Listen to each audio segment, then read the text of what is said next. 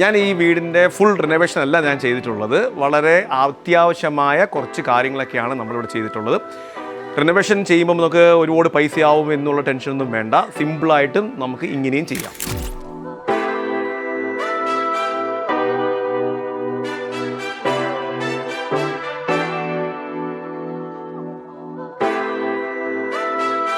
ഇവിടെ ഇപ്പോൾ ഏറ്റവും സിമ്പിളായിട്ട് ചെയ്ത ഒരു സർവീസാണ് ഈ ഒരു ഹാൻഡ് റെയിൽ. കാരണം ഈ വീട് കുറച്ച് ഹൈറ്റിലാണ് നിൽക്കുന്നത്.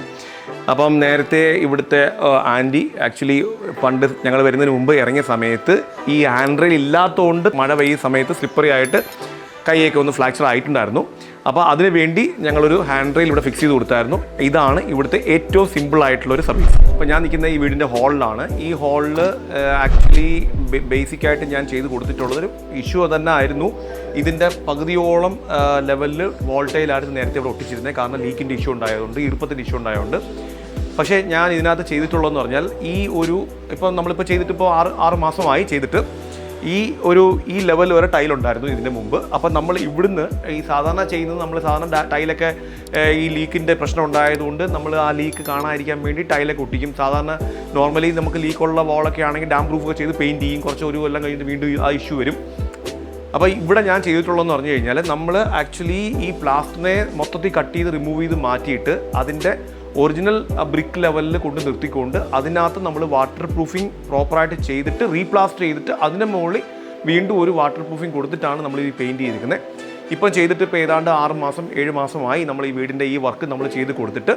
പക്ഷേ നമുക്ക് ഇവിടെ ഇപ്പോൾ ഒരു റൂമിലും അങ്ങനെ ഒരു ഇഷ്യൂ ഞാൻ ഇതുവരെ കണ്ടിട്ടില്ല. സാധാരണ രീതിയിൽ നമ്മൾ ഒരു വാളിൽ വാട്ടർ പ്രൂഫിങ് ചെയ്ത് പെയിൻ്റൊക്കെ അടിച്ച് കഴിഞ്ഞാൽ ഒരു 6-7 മാസം കൊണ്ട് വീണ്ടും അത് പൊരിഞ്ഞ് ഇളവുന്നതായിട്ട് കാണാം.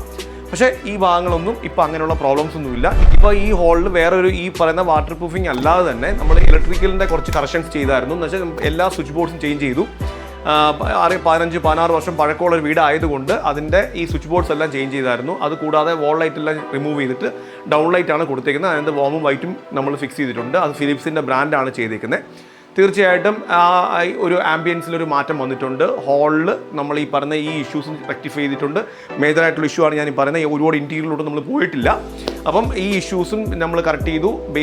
മേജറായിട്ടുള്ളൊരു ഇഷ്യൂ സ്വിച്ച് ബോർഡ്സ് ആയിരുന്നു, അതിനെയും ചേഞ്ച് ചെയ്തു. ഇതിനകത്ത് ശ്രദ്ധിക്കേണ്ട ഒരു കാര്യം എന്ന് പറഞ്ഞു കഴിഞ്ഞാൽ സ്വിച്ച് ബോർഡ്സ് ഇങ്ങനെയുള്ളൊരു 15 വർഷം 20 വർഷം പഴക്കമൊക്കെ ആയിട്ടുണ്ടെന്നുണ്ടെങ്കിൽ പെയിൻറ്റിങ്ങിന് മുമ്പേ സ്വിച്ച് ബോർഡ്സ് ചേഞ്ച് ചെയ്യുന്നത് എപ്പോഴും നല്ലതായിരിക്കും. കാരണം എന്ന് വെച്ച് കഴിഞ്ഞാൽ നമ്മൾ പെയിൻറ്റിങ് കഴിഞ്ഞിട്ട് പിന്നീട് സ്വിച്ച് ബോർഡ് ചേഞ്ച് ചെയ്യാമെന്ന് വിചാരിച്ചു കഴിഞ്ഞാൽ പിന്നെ അത് അവിടെ എല്ലാം പൊട്ടിച്ച് നമ്മൾ വീണ്ടും ആ ഒരു ഭാഗത്ത് വീണ്ടും പെയിൻറ്റ് ചെയ്യേണ്ടി വരും. അത് നമുക്ക് എക്സ്ട്രാ കോസ്റ്റ് ആയി വരുന്നതാണ്. അതുകൊണ്ട് ഇങ്ങനെയുള്ള ഒരു ചെറിയ ബേസിക് ആയിട്ടുള്ളൊരു സ്മോൾ റിനോവേറ്റ് ചെയ്യുമ്പോഴത്തേക്ക് ഇങ്ങനെയുള്ള കാര്യം ശ്രദ്ധിക്കുമെങ്കിൽ ബെറ്റർ ആയിരിക്കും. ഇനി നമുക്ക് അടുത്തത് നമുക്ക് ബാത്റൂം നോക്കാം. ബാത്റൂം കുറച്ചുകൂടെ രസകരമായിട്ടുള്ള ബാത്റൂമാണ് ഇവിടെ. അത് നമുക്ക് നോക്കാം. അപ്പോൾ ഇതാണ് ഇവിടുത്തെ ഒരു മാസ്റ്റർ ബെഡ്റൂമിൻ്റെ അറ്റാച്ച്ഡ് ബാത്റൂം. ചെറിയ ബാത്റൂമാണ്, ഒരു 190 സെൻറ്റിമീറ്ററേ ഉള്ളൂ. നമ്മൾ ഇതിനകത്ത് വെറ്റ് ഏരിയയും ഡ്രൈ ഏരിയയും സെപ്പറേറ്റ് ആണ് ചെയ്തിരിക്കുന്നത്. പ്രോപ്പറായിട്ട് 3 മീറ്റർ ഹൈറ്റ് ടൈൽ ഒട്ടിച്ചിട്ടുണ്ട്. കോമ്പിനേഷൻ ലെവലിൽ ഇവിടെ ഡാർക്കും വൈറ്റും ടൈലാണ് ഫിക്സ് ചെയ്യുന്നത്. ഇവിടെ നിഷിൻ്റെ ഒരു ഡിസൈൻ ഞങ്ങളിവിടെ ഫിക്സ് ചെയ്തിട്ടുണ്ട്. ഇവിടെ ഒരു നിഷ് ഞങ്ങളിവിടെ കൊടുത്തിട്ടുണ്ട്. അത്യാവശ്യം പ്രോപ്പർ അറേഞ്ച്മെൻറ്റ് ലെവലിലാണ് ഈ ബാത്റൂം റെനോവേറ്റ് ചെയ്തിരിക്കുന്നത്. ഇതിപ്പം നമ്മുടെ ഈ ബാത്റൂം സെക്കൻഡ് ബാത്റൂമാണ്. ഇവിടെയും ഒരു വേറെ തന്നെ ഷേപ്പുള്ളൊരു ബാത്റൂമാണ്. ഇങ്ങനെ ഒരു എൽ ഷേപ്പാണ് ഇതുള്ളത്. അപ്പോൾ ആ എൽ ഷേപ്പ് ആയതുകൊണ്ട് ഞങ്ങൾ ഈ ഒരു ഏരിയയിൽ ക്ലോസറ്റും ഫിക്സ് ചെയ്ത് കൊടുത്തു. ഈ ഒരു ഏരിയയിൽ ബാത്തിൻ്റെ സ്പേസും കൊടുത്തു. അപ്പം രണ്ടും സെപ്പറേറ്റ് ആയിട്ട് മാറിയിട്ടുണ്ട്. നേരത്തെ ഇങ്ങനെ അല്ലായിരുന്നു, കുറച്ചുകൂടെ ഡിഫറെൻ്റ് ആയിരുന്നു. അതിൽ നിന്ന് മാറ്റം വരുത്തിയിട്ടാണ് ഈ ബാത്റൂമിനെ ഞങ്ങൾ പ്രോപ്പറായിട്ട് റെനോവേറ്റ് ചെയ്തിരിക്കുന്നത്. ഓക്കെ, നമ്മുടെ വീടിൻ്റെ ഏറ്റവും ഇമ്പോർട്ടൻ്റ് ആയിട്ടുള്ള സ്പേസിലാണ് ഞാൻ നിൽക്കുന്നത്. ഇവിടെയും ആക്ച്വലി ഈ കിച്ചൺ വളരെ വേറെ രീതിയിലായിരുന്നു, ഹൈറ്റ് കുറവായിരുന്നു. ഇതിനിപ്പോൾ ഞങ്ങളൊരു മോഡുലാർ ഡിസൈനിലാണ് ഇപ്പോൾ ഇതിനെ റെനോവേറ്റ് ചെയ്തിട്ടുള്ളത്. കംപ്ലീറ്റ് മാറ്റിയായിരുന്നു, സ്ലാബും എല്ലാം ചേഞ്ച് ചെയ്ത് ഇപ്പോൾ ഒരു അത്യാവശ്യം നല്ല പ്രോപ്പർ ഹൈറ്റൊക്കെ കൊടുത്ത് നല്ല സിങ്കൊക്കെ ഫിക്സ് ചെയ്ത് ക്ലൈൻറ്റിൻ്റെ ഇഷ്ടമനുസരിച്ച് ലാമിനേഷനൊക്കെ റെഡ് കളർ ലാമിനേഷൻസും വൈറ്റ് ലാമിനേഷനൊക്കെയാണ് ഇതിനകത്ത് കൊടുത്തിരിക്കുന്നത്. ചെറിയ കിച്ചണാണ്. അതിനകത്ത് പ്യൂരിഫയറിൻ്റെ പോയിന്റ് കൊടുത്തിട്ടുണ്ട്. പിന്നെ ഫ്രാങ്കിയുടെ സിങ്കാണ് ഫിക്സ് ചെയ്തിരിക്കുന്നത്. അത്യാവശ്യം വേണ്ട ബാസ്ക്കറ്റ്സൊക്കെ പ്രൊവൈഡ് ചെയ്തിട്ടുണ്ട്. എല്ലാം ഇപ്പോഴും 6-7 മാസം ആയിട്ടുണ്ട്. വേറെ ഇഷ്യൂസൊന്നുമില്ല. സോ ഇത് ഫേബറിൻ്റെ ഹുഡും ഹോബാണ് ഞങ്ങൾ പ്രൊവൈഡ് ചെയ്തിരിക്കുന്നത്. ഗ്രാനൈറ്റ് ജെറ്റ് ബ്ലാക്ക് ആണ് ഫിക്സ് ചെയ്തിരിക്കുന്നത്. അപ്പം ഇങ്ങനെയുള്ള രീതിയിൽ നമുക്ക് നമ്മുടെ കിച്ചണിനെ റീഡിസൈൻ ചെയ്യാവുന്നതേ ഉള്ളൂ. ഓക്കെ, നമ്മളിപ്പോൾ ഈ വീടിൻ്റെ അത്യാവശ്യമായ കാര്യങ്ങളെല്ലാം ഞാൻ കാണിച്ചിട്ടുണ്ട്.